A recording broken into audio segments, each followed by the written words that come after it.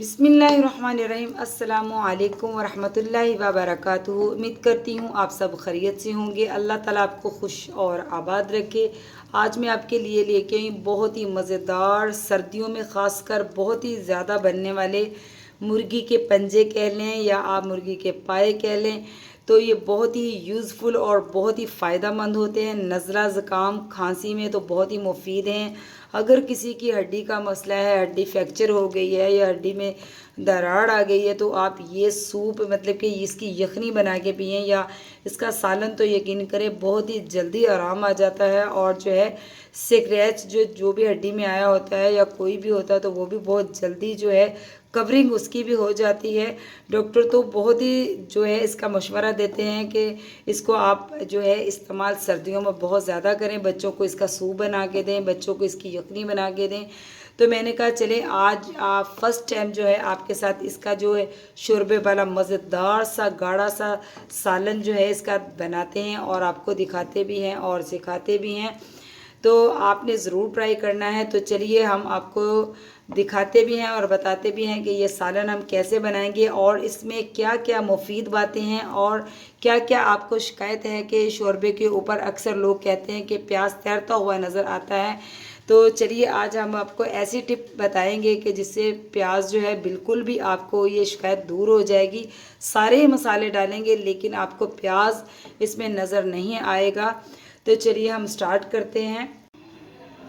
बिस्मिल्लाहिर्रहमानिर्रहीम। तो देखिए यहाँ पे लिए हैं मैंने मुर्गी के पंजे, जो कि 2 दर्जन मैंने लिए हैं। बहुत ही अच्छी तरह मैंने इनको मल मल के अच्छी तरह धो लिया है, बहुत ही अच्छी तरह इनको साफ़ कर लिया है। अब हम सबसे जो अच्छा और आसान तरीका है इसके ये जो जिल्द है इसकी स्किन उतारने का, वो हम अब तो आपको बताएंगे। कुछ लोग जो हैं इसको बॉयल करके इसकी स्किन उतारते हैं, लेकिन उससे सारी ही यखनी इसकी जो है ज़ाया हो जाती है। मेरे ख़्याल में तो मैं यही समझती हूँ।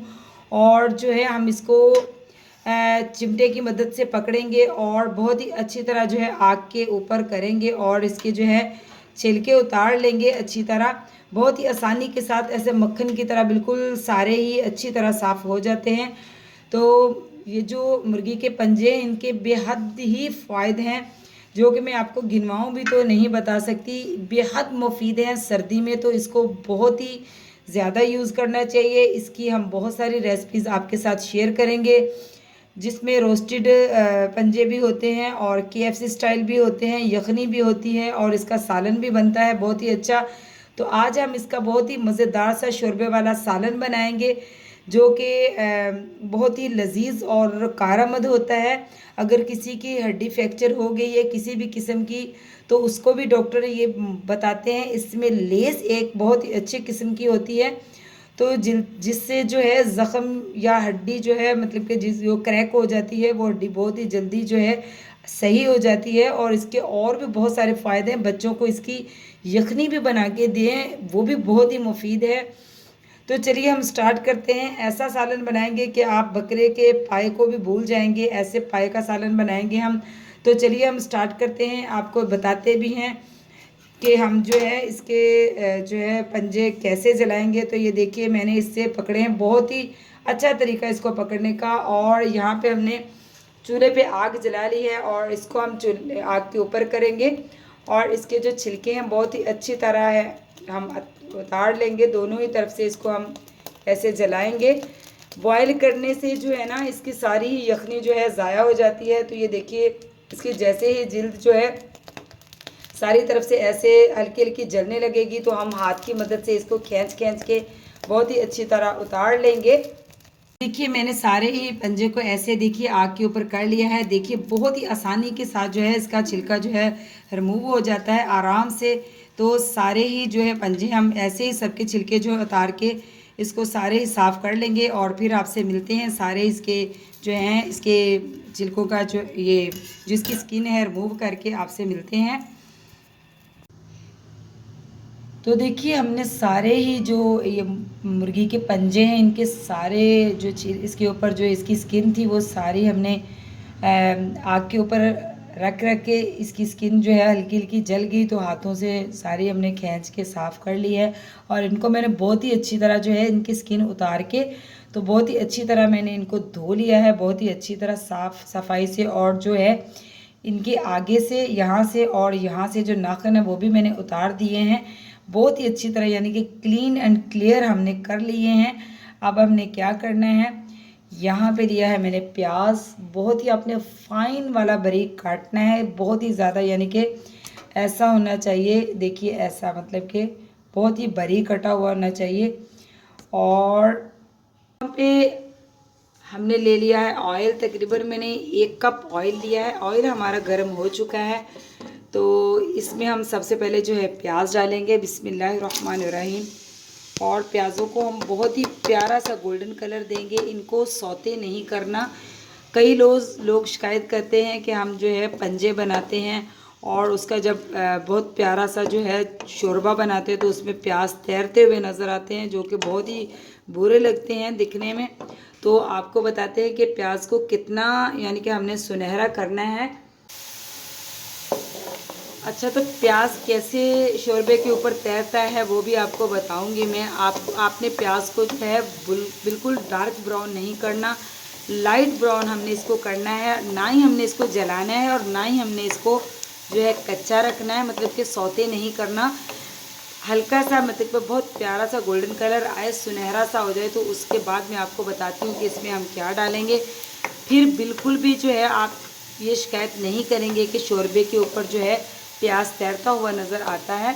तो देखिए प्याज को आपने तेज़ आंच पे ब्राउन, यानी कि लाइट ब्राउन करना है, हल्की आंच पे नहीं, क्योंकि प्याज अगर हल्की आंच पे करेंगे आप, इसको ब्राउन करेंगे तो टाइम भी ज़्यादा लगेगा। और दूसरी बात ये कि प्याज जो है ना, एक बार हल्का सा ठंडा हो जाए तो वो फिर जो है बहुत टाइम भी लगाता है सुनहरा होने में और बहुत जल्दी जो है क्रिस्पी भी नहीं होता। तो आपने प्याज के ऊपर ही रहना है और जो प्याज को चम्मच हिलाते रहना और आपने इसको तेज़ आंच पे हल्का ब्राउन करना है। देखिए मैं मसलसल जो है प्याज को हिला रही हूँ और प्याज जो है देखिए माशाल्लाह कितना प्यारा सा गोल्डन कलर इसके ऊपर आ चुका है। हमें भी बिल्कुल ऐसा ही चाहिए। इसके बाद मैं इसमें क्या डालूँगी, यहाँ पे मैंने फ्रेश अदरक लहसुन का पेस्ट कूटा है तो इसको डाल दूँगी। 1.5 टेबल स्पून अदरक का पेस्ट है और 1.5 टेबल स्पून इसमें लहसुन का पेस्ट है।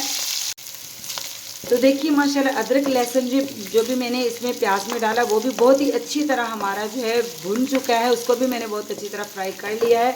अब मैं इसमें डालूँगी बहुत ही बारीक बारीक कटे हुए टमाटर, जो कि मैंने इसका रिमूव कर दिया है, छिलका भी और बीज भी।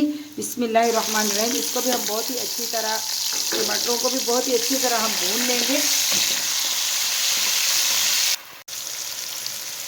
तो टमाटर की कंडीशन आप देख सकते हैं, माशाल्लाह टमाटर भी बहुत हद तक जो है फ्राई हो चुका है। अब हम इसमें क्या डालेंगे, इसमें हम डालेंगे 2 अदद बड़ी इलायची डालेंगे। आपने खड़ा मसाला और कोई नहीं डालना, ओनली सिर्फ आपने 2 अदद जो है बड़ी इलायची आपने इसमें डालनी है, लाजमी आपने डालनी है। बिस्मिल्लाहिर्रहमानिर्रहीम। तो 2 अदद हमने बड़ी इलायची भी इसमें ऐड कर दी है। बहुत ही अच्छी तरह हम इसको भी जो है थोड़ी देर घी में जो इसको भी हम फ्राई कर लेंगे। मसाला देखिए हमारा माशाल्लाह बहुत ही अच्छी तरह फ्राई हो चुका है। आपकी सारी शिकायतें दूर हो जाएंगी कि शोरबे के ऊपर जो है प्याज तैरते हुए नज़र आते हैं। तो अगर आप प्याज ऐसे इतना ब्राउन करेंगे प्याज को, तो यकीन करें बिल्कुल भी हो ही नहीं सकता कि प्याज जो है शोरबे के ऊपर तैरता हुआ नज़र आए। इस कंडीशन में प्याज जो है जब शोरबे में पकेगा और हम इसमें जो है जो चिकन पंजे हैं इनको हम भूनेंगे तो ये बिल्कुल जो है मेल्ट हो जाएगा। तो अभी मैं इसमें क्या ऐड करूँगी, मैं इसमें ऐड करूँगी पाउडर मसाले। तो पाउडर मसाले में मैंने लिया है, तो यहाँ पे देखिए मैंने लिया है 2 टीस्पून मैंने लिया है यहाँ पे नमक लिया है और 2 टीस्पून ही मैंने लाल मिर्च ली है, हाफ़ टी स्पून मैंने इसमें ली है हल्दी। तो ये तीनों पाउडर मसाले बिस्मिल्लाहिर्रहमानिर्रहीम करके हम इसमें डाल देंगे। इसमें इसके अलावा और कोई मसाला नहीं जाएगा। बाकी मसाले जो है हम कब डालेंगे, किस टाइम डालेंगे, वो भी आपसे शेयर करेंगे। अभी फ़िलहाल इसमें पाउडर मसाले 3 ही गए हैं, मिर्च, नमक और हल्दी, और 1 खड़ा मसाला इसमें हमने डाला है, 2 बड़ी इलायची डाली है। तो देखिए माशाल्लाह कितना ही शानदार जो है मसाला इसका बनकर तैयार हो चुका है। अब हम इसमें ऐड करेंगे जो हमने धो के और इनका स्किन उतार के माशाल्लाह देखिए पंजे साफ़ सुथरे करके रखे हुए थे। तो ये मैंने ये 2 दर्जन लिए थे पंजे। तो बिस्मिल्लाहिर्रहमानिर्रहीम ये हम ऐड करेंगे और इनको हमने तकरीबन 7 से 8 मिनट तक हमने इनको भूनना है बहुत ही अच्छी तरह मसाले में। दिल खोल के इसकी करनी है हमने बुनाई, बहुत ही अच्छी तरह सारा टेस्ट बुनाई में है। और अगर आपको लगे कि मसाला जो है थोड़ा थोड़ा नीचे जुड़ रहा है, क्योंकि हमने पानी बिल्कुल भी ऐड नहीं किया, तो आप हल्का हल्का पानी लगा के इन पंजों को आपने बहुत ही अच्छी तरह जो है 6 से 7 मिनट तक बहुत ही अच्छी तरह इनकी बुनाई कर लेनी है। और उसके बाद हम इसमें डालेंगे पानी, जिसका हम इसको बहुत ही अच्छी तरह पकाएंगे और इसका फिर जितना हमें चाहिए होगा हम इसका शोरबा भी रखेंगे। तो इसको मैं करूँगी तकरीबन 6 से 7 मिनट तक इसकी बहुत ही अच्छी तरह बुनाई करूँगी। तो देखिए माशाल्लाह बहुत ही मज़ेदार सी और बहुत ही खूबसूरत सी खुशबू जो है बहुत ही अच्छी आ रही है। आपको मसाला देखिए, मसाला जो है बता रहा है कि बहुत ही अच्छी तरह जो है बुनाई हो चुकी है। देखिए ऑयल जो है सेपरेट हो चुका है और बहुत ही अच्छी तरह जो है इनकी पंजों की बुनाई हो चुकी है माशाल्लाह। देखिए आपको इसकी जो इनकी कंडीशन है उससे पता चल चुका होगा। इसकी बहुत ही अच्छी तरह बुनाई हो चुकी है। अब हम इसमें डालेंगे पानी हस्बे ज़रूरत। तो बिस्मिल्लाहिर्रहमानिर्रहीम यहाँ पे मैं इसमें डालूँगी पानी। बिस्मिल्लाहिर्रहमानिर्रहीम।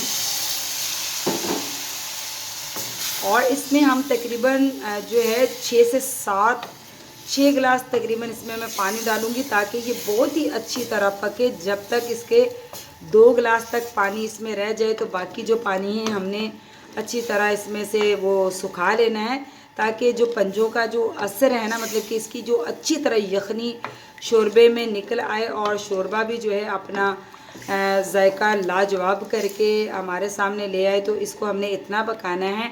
अभी मैं इसमें जो है थोड़ा सा और पानी डालूँगी और इसको बहुत ही अच्छी तरह जो है तकरीबन जो है आधे घंटे तक मैं इसको पकाऊँगी।